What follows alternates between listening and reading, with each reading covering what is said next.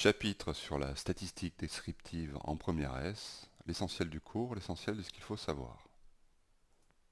Alors un petit rappel, on a vu en seconde une caractéristique de position d'une série de valeurs, d'une série statistique quantitative, que l'on appelle la médiane. La valeur médiane partage les valeurs en deux groupes qui contiennent le même nombre de valeurs. Si c'est impair, le nombre de valeurs de la série est impair, alors on a ce genre de configuration. Et la valeur médiane, c'est la valeur 10 par exemple ici. Si c'est pair, alors on ne va pas tomber sur une valeur, mais la valeur médiane sera la moyenne entre les deux extrêmes des deux groupes qui contiennent le même nombre de valeurs. Donc on a 7 valeurs et 7 valeurs ici. Les deux extrêmes c'est 10 et 11, la moyenne c'est 10,5. D'autres rappels sur les caractéristiques de position et de dispersion, donc les quartiles et écart interquartile. Le premier quartile va contenir au moins 25% des valeurs. Comment fait-on pour le déterminer? On compte le nombre de valeurs, n égale 14, et on divise par 4. Parce que par 4, donc ça va faire 25%. Et on a 3,5. Donc au moins, comme on veut que des valeurs entières, évidemment, parce qu'un nombre de valeurs c'est un nombre entier, on va prendre Q1 et la quatrième valeur. Et la quatrième valeur c'est 7. Pour Q3, donc il y a 75% des valeurs, donc 3 quarts de 14, c'est-à-dire on tombe sur 10,5, donc Q3, on veut au moins 75%, donc Q3 c'est forcément la 11e valeur, c'est-à-dire 13. Et l'écart interquartile va être donné donc par la différence entre Q3 et Q1, ce qui nous donne ici 6. Abordons maintenant les notions qui nous concernent cette année. Le diagramme en boîte, donc c'est une représentation de ce que l'on vient de calculer, c'est-à-dire que ce soit la médiane ou les quartiles Q1, Q2 et l'écart interquartile.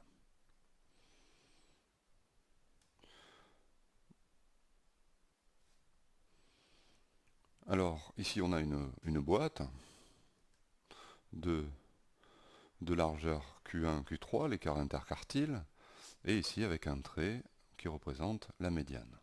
On rajoute en plus le minimum, le maximum, c'est ce que l'on appelle des moustaches, et ici, donc on a quasiment tout représenté, toutes les valeurs importantes. On a l'étendue en plus entre le minimum et le maximum. Ici, chaque portion représente à peu près 25% des valeurs. Donc voilà une représentation graphique d'une série statistique quantitative qui va résumer la série. Et donc, qu'est-ce qu'elle va permettre? Elle va faciliter la comparaison de deux séries. Donc pour une série, son résumé va être ça, par exemple. Pour une autre, on va avoir une autre boîte à moustaches, c'est-à-dire un autre résumé. Et alors, on va pouvoir comparer visuellement. Ça sert à ça, un graphique. C'est faire une comparaison visuelle. L'écart interquartile mesure la dispersion des valeurs autour de la médiane. Il contient donc au moins 50% des valeurs. Il ne dépend pas des valeurs éloignées de la moyenne. Ici et ici. Donc une boîte ici découpe en 4 parties contenant à peu près le même nombre de valeurs. Et bien évidemment, ceci est d'autant plus vrai que le nombre de valeurs est grand. Alors revenons sur cette histoire de au moins 25% des valeurs. Donc au moins 25% des valeurs, ça veut dire c'est pas 25%, c'est pas forcément un quart, ça peut être 25%, mais si c'est pas 25%, c'est juste au-dessus, hein. Donc c'est pas non plus, on ne s'éloigne pas énormément des 25%.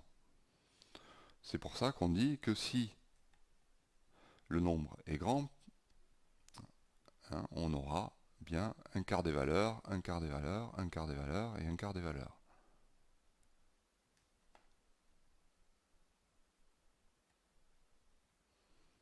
Donc on peut lire dans ce sens-là aussi, donc on a au moins 25%, 50, au moins 75, et là, ben forcément, 100% des valeurs. Donc en résumé, c'est pourquoi on dit souvent que les quartiles partagent donc les valeurs de la série en quarts. Voilà. Et l'écart interquartile, ici, c'est la moitié des valeurs.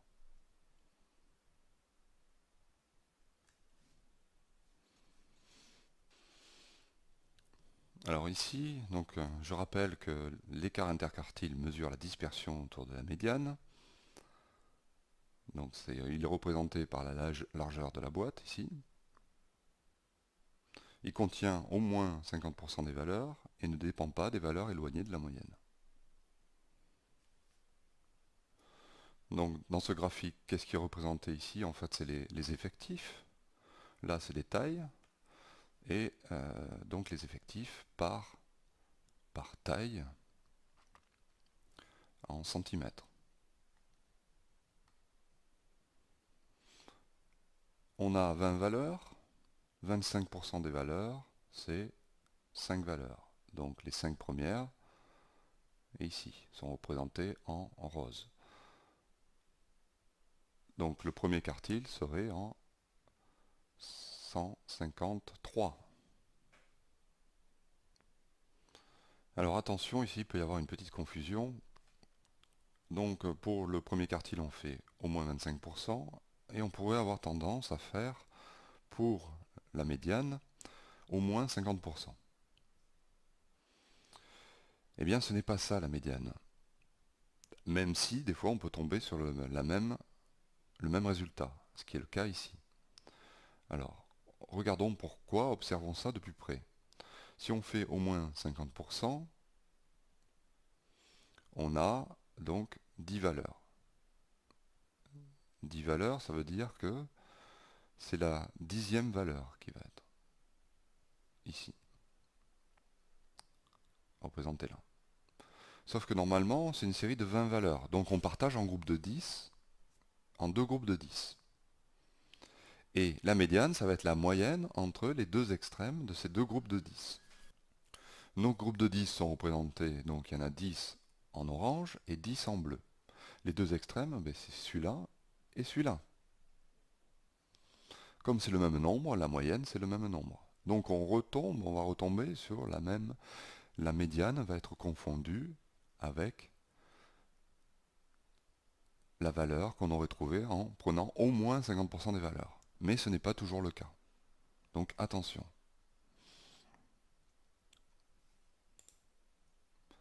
75% des valeurs pour avoir le troisième quartile ici. Donc ça tombe sur la 15e valeur qui est ici. Et bien sûr, les valeurs extrêmes, elles sont notées là.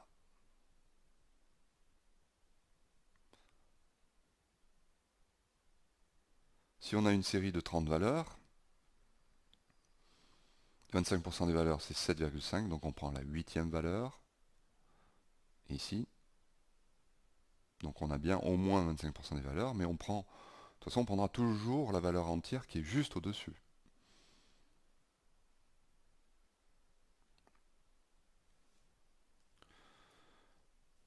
Maintenant, voyons l'interprétation. C'est vrai que l'intérêt de représenter une série statistique par un diagramme, c'est d'en donner une interprétation. On préférera se servir des boîtes à moustaches pour comparer deux séries plutôt que pour donner une interprétation sur une seule série. Un diagramme en boîte à moustaches donc présente un résumé de la série, mais en aucun cas toutes les valeurs de la série. Comme tout résumé d'une série, eh bien, il n'est pas exhaustif. Et ça ne remplacera jamais toutes les données, toutes les valeurs de notre série statistique. Par exemple, qu'est-ce qu'on peut dire ici avec les deux boîtes à moustaches que l'on a? On a les mêmes moustaches, donc même minimum, maximum. Premier quartile, troisième quartile sont les mêmes. Il n'y a que la médiane qui change. Ça veut dire que la répartition dans l'espace interquartile entre Q1 et Q3 n'est pas la même. Et même on peut dire que donc la répartition est plus à droite pour la deuxième série que la première. Alors c'est évident puisqu'on a les valeurs de la série ici, mais c'est pour vous montrer le genre d'interprétation que l'on peut faire. Donc la difficulté dans l'interprétation, c'est de rester dans le cadre du cours et de ne pas dire n'importe quoi. Alors ici, qu'est-ce que j'ai voulu représenter? Ce sont deux séries qui sont à peu près les mêmes, sauf ici en bleu, donc le dernier quart qui est différent. Et pourtant, les deux séries sont représentées, sont résumées par la même boîte à moustaches. Donc en fait, ça veut dire quoi? Ça veut dire que chaque quart, chaque partie de la boîte indique seulement qu'elle contient à peu près 25% des valeurs. En revanche, le graphique en boîte, ici, ne donne aucune information, aucune indication sur la répartition des valeurs à l'intérieur de chacun des quarts. Tout à l'heure, on a vu la répartition entre Q1 et Q3. L'indication nous était donnée par la médiane. Mais ici, on est à l'intérieur d'un quart. Et donc là, on n'a aucune information. Alors, quelque chose d'important à retenir, c'est que, donc, on l'a vu, l'écart interquartile contient 50%, à peu près 50% des valeurs, et que la médiane partage en deux moitiés. Donc, on a l'écart, et on a en plus des moitiés qui sont représentées grâce au diagramme à moustache. On pourrait aussi faire la même chose et considérer les déciles. Alors les déciles, c'est quoi? C'est la même chose que les quartiles. L'écart, ça séparé en 4 parties égales. Et bien les déciles, c'est en 10 parties. Donc le premier décile serait défini comme la plus petite valeur de la série rangée dans l'ordre croissant, telle que au moins 10% des valeurs soient inférieures ou égales à D1. Donc il faut qu'il y ait au moins 10% des valeurs. On met le premier décile en plus et le neuvième. Une autre caractéristique de position que la médiane. Donc la médiane, elle, partage en deux groupes qui contiennent le même nombre de valeurs. Et cette caractéristique de position que l'on va voir ici, la moyenne, eh bien, elle fait la somme des nombres et elle le divise par l'effectif. L'effectif total de la série. Alors, évidemment, si on met un tableau des effectifs, ici, on met les notes, par exemple, les valeurs de la série sous forme de tableau d'effectifs. Donc, on regroupe les notes par valeur. Et on a, pour la valeur x1, on a le nombre de valeurs correspondant. Et pareil pour x2, etc. jusqu'à la dernière valeur. Donc, en fait, la moyenne va se calculer.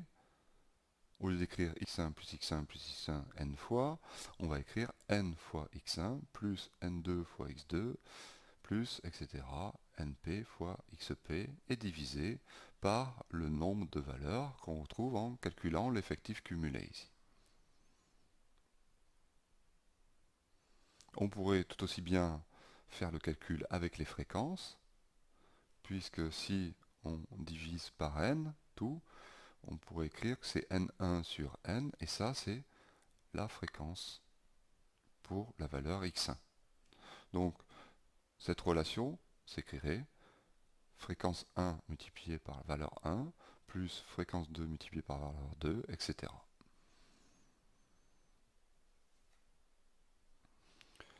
Une propriété sur la moyenne, les données de la série, on pourrait les répartir en plusieurs groupes.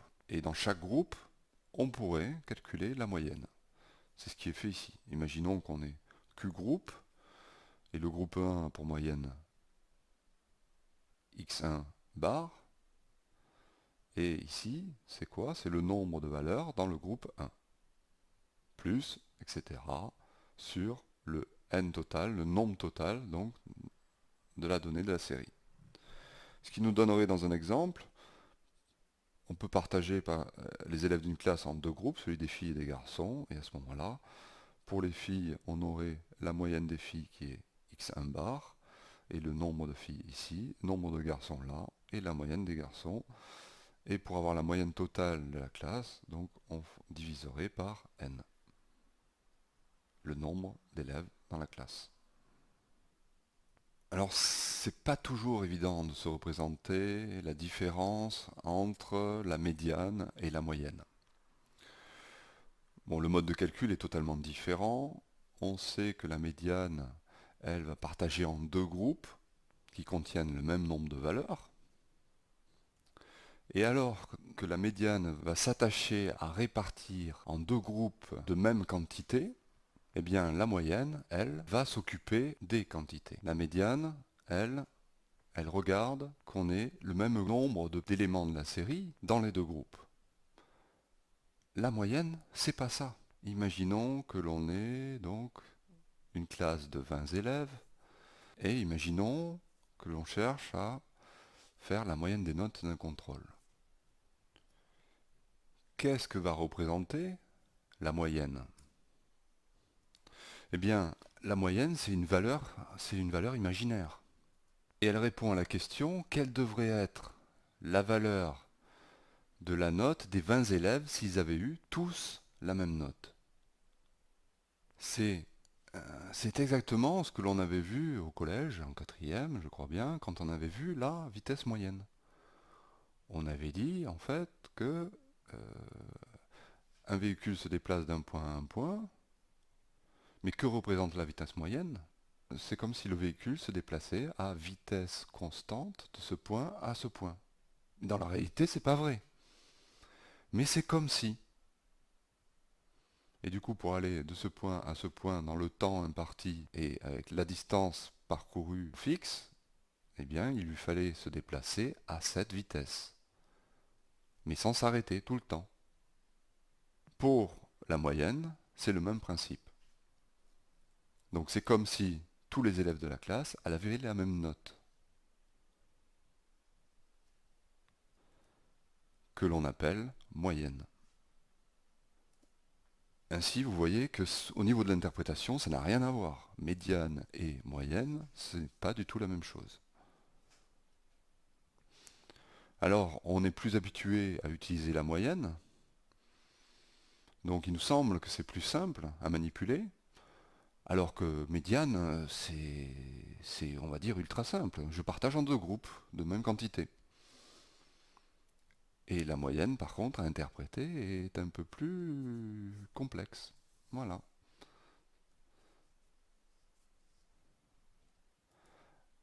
Alors, on a vu une caractéristique de dispersion qui était l'écart interquartile tout à l'heure.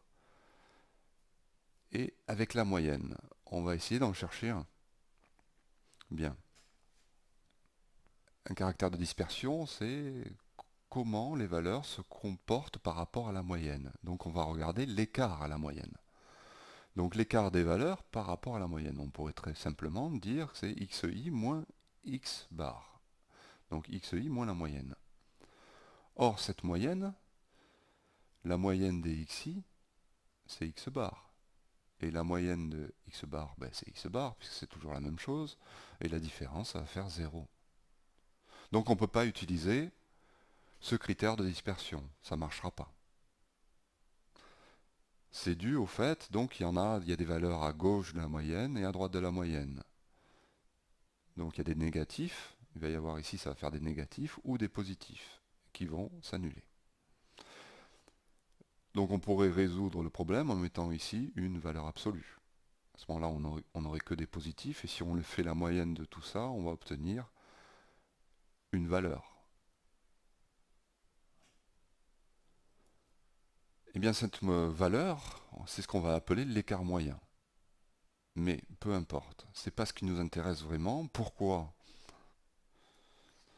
Parce que même si donc ça pourrait être un bon caractère de dispersion, mais notre problème c'est ici la valeur absolue. C'est une fonction particulière qui par exemple n'est pas dérivable en zéro. Et du coup, elle ne permettra pas plutôt d'obtenir des résultats. Elle ne permettra pas de calculer facilement. Ainsi, on préférera un autre indice de dispersion qui, lui, facilitera les calculs. Cet indice de dispersion, ça sera, au lieu de prendre la valeur absolue, on va prendre le carré. Alors, pour garder justement le caractère positif de chacun des termes, le carré est le bienvenu. Donc ça, c'est bon, on conserve la positivité des termes. Par contre, c'est un carré. Alors du coup, on va appeler la moyenne la variance, et pour compenser le fait de prendre le carré, on va prendre la racine de la variance qui nous donnera l'écart type, et l'un comme l'autre donc seront deux caractéristiques de dispersion. Ainsi, la variance notée V, grand V, c'est la moyenne des écarts à la moyenne au carré, et l'écart type, c'est noté sigma, petit c, racine de V.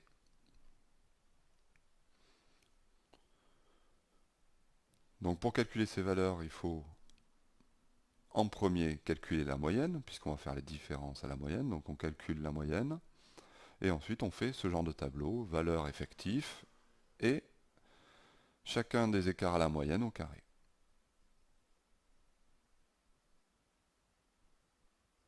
Et après on fait la moyenne pour avoir la variance, et comme ça on peut en déduire l'écart type. Alors, si on rentre à la calculatrice toutes les valeurs de la série, on peut avoir ces valeurs directement.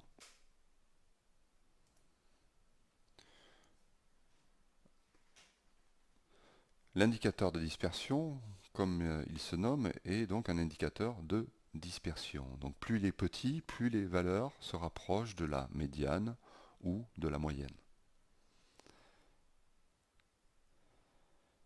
L'écart type est très utilisé en statistique et en probabilité. Pourquoi? Eh bien, on l'a déjà dit, à cause de ses propriétés de calcul. Et l'écart type a la même unité que les valeurs de la série. Donc j'ai résumé ici dans un tableau les avantages de chacun des indicateurs de position et de dispersion. Donc ici médiane et écart interquartile, et là moyenne et écart type. Donc médiane et moyenne sont des indicateurs de position, écart interquartile et écart type sont des indicateurs de dispersion. Ici, l'avantage c'est que c'est simple à déterminer. On pourrait rajouter aussi c'est simple à comprendre, et aussi ne dépend pas des valeurs extrêmes. La moyenne et l'écart type ont des propriétés très utiles, c'est adapté au calcul et c'est plus précis. Alors on va faire un lien entre l'écart interquartile qui représente 50% des valeurs, et ici donc notre série statistique avec la moyenne et l'écart type. Donc ça nous donne une idée de la dispersion ici. On pourrait très bien faire quasiment la même chose ici. Donc prendre moins la moyenne moins un écart type, la moyenne plus un écart type, et regarder dans cet intervalle quel est le pourcentage de valeur. Ça serait une autre façon de mesurer la dispersion. Voilà, le cours sur la statistique descriptive est terminé. Je vous donne rendez-vous à la deuxième vidéo sur le savoir-faire et rédiger, c'est-à-dire les